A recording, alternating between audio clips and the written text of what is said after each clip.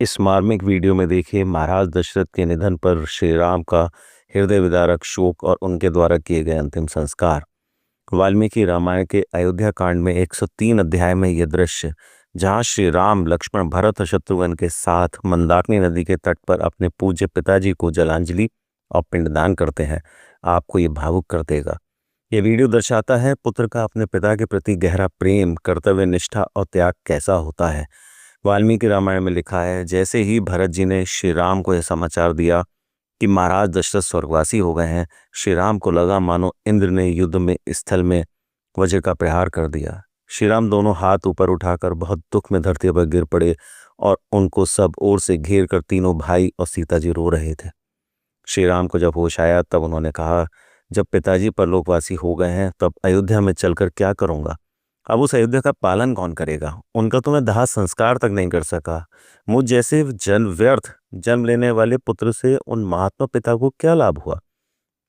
मुझसे तो तुम ही अच्छे हो जिसने ये सब प्रेत कार्य और संस्कार कर्म किए। वनवास समाप्त होने के बाद अयोध्या वापसी जाने का मेरा उत्साह ही समाप्त हो गया है। इस तरह श्री राम लक्ष्मण भरत शत्रुघ्न सीता जी दशरथ जी को याद करके बहुत देर तक रोते रहे। उसके बाद श्री राम ने लक्ष्मण जी से कहा, तुम इंगूदी का पिसा हुआ फल और कपड़े का टुकड़ा ले आओ, मैं अपने पिता को जलांजलि देने के लिए चलूंगा।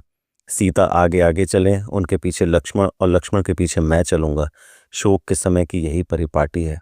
इसके बाद सभी मंदाकिनी नदी के तट पर गए और श्री राम ने जल में उतरकर अपने हाथों की अंजलि से दक्षिण दिशा की ओर मुंह करके जल देते हुए कहा, मेरे पूज्य पिता राज शिरोमणि महाराज दशरथ, आज मेरा दिया हुआ निर्मल जल पितृलोक में गए हुए आपको अक्षय रूप से प्राप्त हो।